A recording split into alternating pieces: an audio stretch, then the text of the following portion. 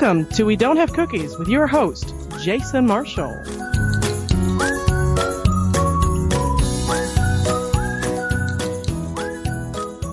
Hey everybody, thanks for downloading the show.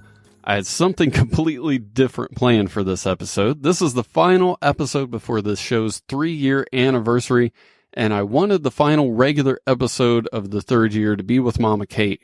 She's been on the podcast more than anybody, and we were going to take a trip down memory lane, talk about a lot of the things that have happened since the podcast first started, which is exactly what we did for almost an hour.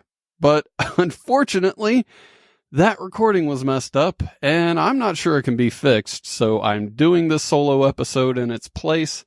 I'm pretty upset that episode got messed up because it was a good show. She got to hear the song that John the Songman sang about her, and Fran Kissling called in to give her the Swiss quiz. We had a lot of fun. I'll try to work on it, and someday maybe I'll be able to release it as a bonus episode or something like that. Before I get too far into today's episode, I want to remind all of you that the next episode will be out this Monday, July 30th. That is the exact day the podcast first launched. It's going to be a huge episode, as long as nothing changes. Almost all the We Don't Have Cookies family will be on that episode, some of your favorite guests, as well as a few new additions to the podcast.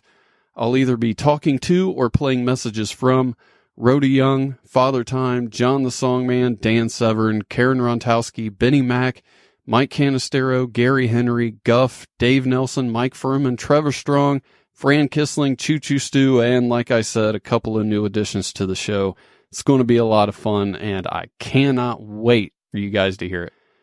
This episode is basically just going to be me recapping the past couple of years, so if you want to skip it, I totally understand, but hopefully you'll enjoy hearing about some of the history in the podcast. Before I start going way down memory lane, I want to take a look back at the past year. It's been one of my favorite years of the show and one of the toughest. The third season starts off great with the new cover art by Sam Dealey, new intro music, Mike Furman, Beej, and Maya all joined the family. It was the best possible way to start the third year. More people than ever joined the podcast within the last year, too. In addition to those three, UFC Hall of Famer Dan the Beast Severn became the bailiff of the martial law episodes. Karen Rontowski became the official psychic of the podcast. Legendary Canadian comedy band The Arrogant Worms came on board. Mark Jansen from Big Brother 19 became the official personal trainer of the podcast and helped me lose 25 pounds. John the Songman went from being a listener who sent in songs to guests to a full-fledged part of the podcast. And I can't forget Fran Kissling. I saw a video of her on YouTube doing the Swiss quiz live on stage and just had to talk to her. Next thing you know, she's part of the show too. And the size of the cast almost doubled, and it added a lot of international flavor to the show, and I've always liked to have that. Speaking of that, I don't want to forget Barnaby Griffin also let me play his music on the show. I also put out some of my favorite episodes with Kenny Bolin last year. We really started to hit our stride, and I love those episodes. I had a lot of my favorite guests on last year. Karen Rontowski, Dan Severn, and Mark Jensen being three of them. Especially Mark, since I'm a huge Big Brother fan, but there were so many other great ones, like Guff, the man from Australia who is the only blind person in the world to write, direct, produce, and star in a feature film. He's such a unique person and a lot of fun to talk to. Another UFC Hall of Famer, Ken Shamrock, was on the podcast, and he'll be coming back very soon. I just talked to him a couple of days ago. The comedian and animal communicator Sonia King, who has been on Good Morning America and The View, she interviewed my cat. That was definitely different. I'm pretty sure there aren't many podcasts that have interviewed animals, much less had a guest on to interview somebody else. I also had Rebecca Love on the podcast and had no clue that she was a porn star when I first booked her. I heard her on another podcast and I thought she was funny, so I asked her to be on my show. Then when I started looking for things for us to talk about, I found out pretty quickly. She was a great guest and a lot of fun to talk to. She'll be back in the next few months. Then there was Odilon Ozare, the man who set the world record for the tallest hat. I'll be honest, I still don't know what to think about that interview. I don't know if it was good or if it was bad, but I've never talked to anybody like that dude before. and possibly my favorite guest of all time, viral video sensation, Rhoda Young.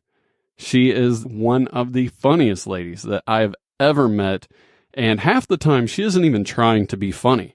She just is. Getting to watch her on Tosh.0 was really awesome. I was so happy for her, and I still have it on my DVR. She will be on the show next week. I can't wait for that. But there were some rough times too. We lost the original segment contributor to the podcast and a very good friend of mine, Marco Fuji. And we lost Ma Bolin, a big topic of conversation on the show when Kenny Bolin was on. Both of those passed away in January. Mama Kate had to step away from the podcast for personal reasons and maybe doing so again. Benny Mac wasn't able to come on as often as he used to. Those were some pretty big losses. I did an episode with a concussion. But all in all, I gotta say, season 3 of the podcast has by far been my favorite one, and I honestly think the podcast is only going to get better from here, but I'll talk about that later. Going all the way back to the beginning, the first episode of the podcast is something I'm never going to forget. It was recorded here in my house, but I wasn't living here at the time, and it was a wreck. I was remodeling it, and there were rooms that were gutted all the way down to the studs and rafters. It was dusty as hell from all the plaster getting taken down. There was construction material and tools everywhere, a bunch of stuff that me and my family brought down here for storage so we had more space at our other house. And to top it all off, there was no working bathroom. So when people came here to record, it was pretty shocking for them to walk in here, to say the least. Plus, they had to drive out to the middle of nowhere to do it. But anyway, I had my friend Keith here to help me with the audio because he had a podcast and I didn't really know much about the audio side of things, which is not good when you're doing audio podcasts. So I needed him here to help me out. I brought a mixer, 3 to 4 microphones, my recorder, a PC, and a monitor with me so Keith could show me how to edit everything when it was over. I had to bring all the recording equipment with me every time I did a show here for, I believe it was a year and a half or two of the podcast. Anyway, back to the story. I keep getting sidetracked.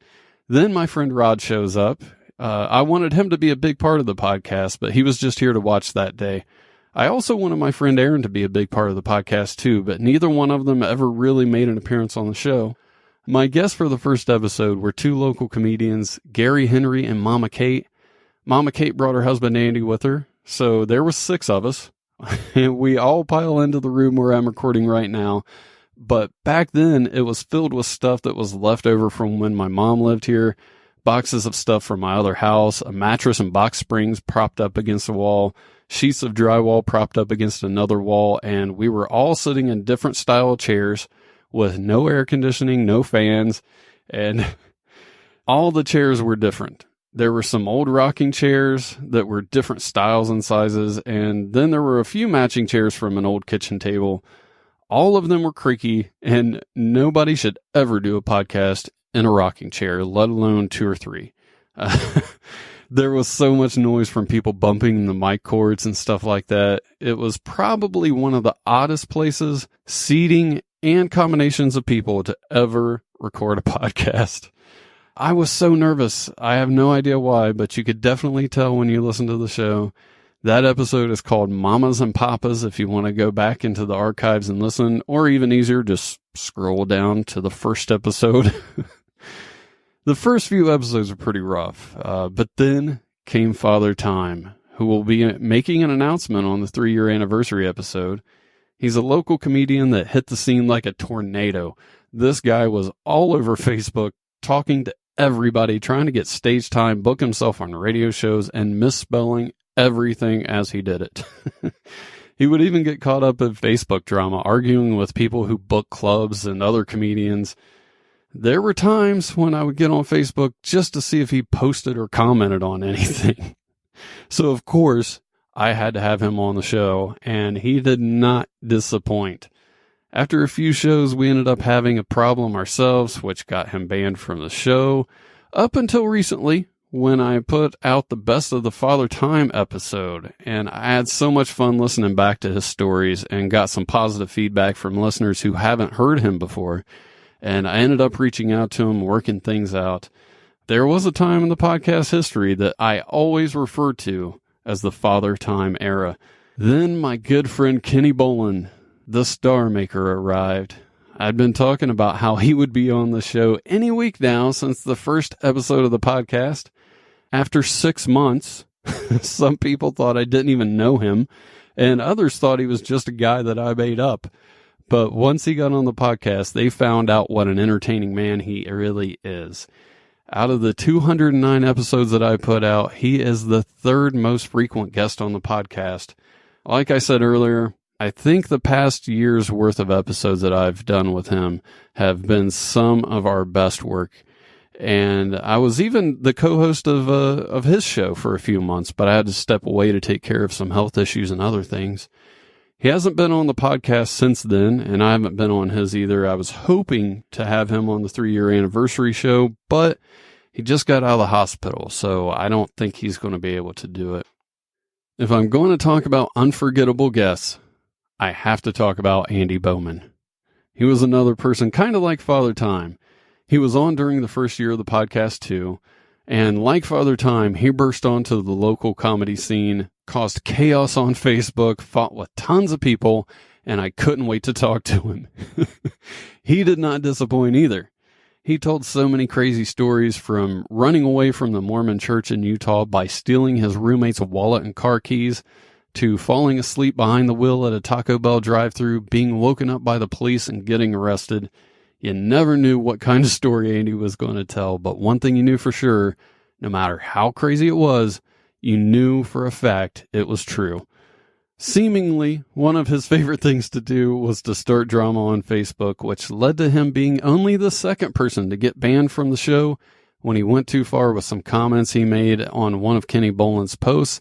They were going to be having a debate on my birthday show, and things got heated, and next thing you know, the entire thing was called off between them. Oddly enough, after that, he became Father Time's manager, who was the only other person to get banned from the show. So that was pretty crazy. And speaking of crazy, Andy's crazy lifestyle has caught up to him. Unfortunately, he is locked up right now. I almost thought about doing a podcast with him over the phone, but it costs like $1 or $2 a minute to talk to somebody in prison, and I really don't feel like paying for a guest, but who knows? If you want it to happen, go to wedon'thavecookies.com, scroll to the bottom of the page, hit that donate button, then send me an email to let me know that you want the money to go towards calling Andy, and I'll see what I can do. The second most frequent guest on the podcast was comedian Mike Canistero, and he's been around since the very beginning. He's done so many things for the podcast. He's made songs, done prank phone calls, and had a few of his own segments on the show. He's also one of the few people to do the podcast as a character. The first one he did was as a comedian panda named Pandy Kaufman, and he would wear the full body panda suit the entire time. It was just something that you had to see. I really wanted to do a video version, and who knows, maybe down the road we'll do that. But then he came up with the infamous Uncle Eon, which was a hilarious character that he based on Father Time. I feel like there was a third one, but I can't think of what it would be. But he also headlined the first ever We Don't Have Cookies stand-up show. And one of the most memorable times with him on the podcast actually happened when the podcast was over, and it's the mysterious balloon incident where the balloon floated down my stairs and into the room that we were recording in. It landed right between me and him, and I don't think Mike is ever going to get over that. I never really believed in paranormal stuff until I bought this house. After I bought it and started working on it, so many unexplainable things have happened, and it's definitely led me to be more open-minded about that stuff. So much so that I had a paranormal investigation team over this past weekend to check the place out. They were here for a few hours, and I got to admit there were some interesting moments. They're going to be going over some of the recordings, videos, and pictures that they took when they were here, and when they finish, I'll be talking to them on the Halloween episode of the podcast, so I'm looking forward to that. Sonia King and Karen Rondowski will also be on that episode. One of my favorite times doing the podcast was with Benny Mac while he was on the remote island of Vanuatu. I was up till 4 a.m. just so I could record that with him while he was there. Most people don't even know that that island exists, and I have to be one of the few people to ever record a podcast with somebody on that island. I'll never forget that. Benny was always fun to talk to. That dude is full of energy. I couldn't keep up with him, but that's what made it so much fun. Miss having him on the show, but he's a very busy guy these days. He was already busy when he joined the show, but now he's traveling around the world and he has way less time than he did last year, but hopefully I can get him on once or twice this year. I'm sure there's a lot of other stuff that I could talk about, but I think this is a good place to end things.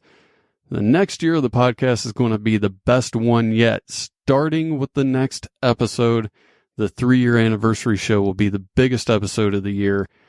After that, I have guests lined up like Mike Furman from the band Hard and Firm with Chris Hardwick, UFC Hall of Famers Ken Shamrock and Dan Severn, Trevor Strong from the Arrogant Worms, and former WWF and WCW World Champion Sid Vicious, just to name a few.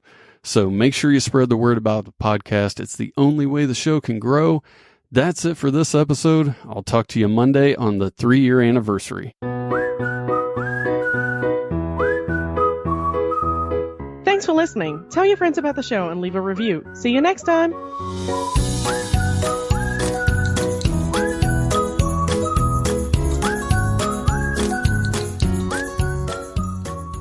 She interviewed my cat.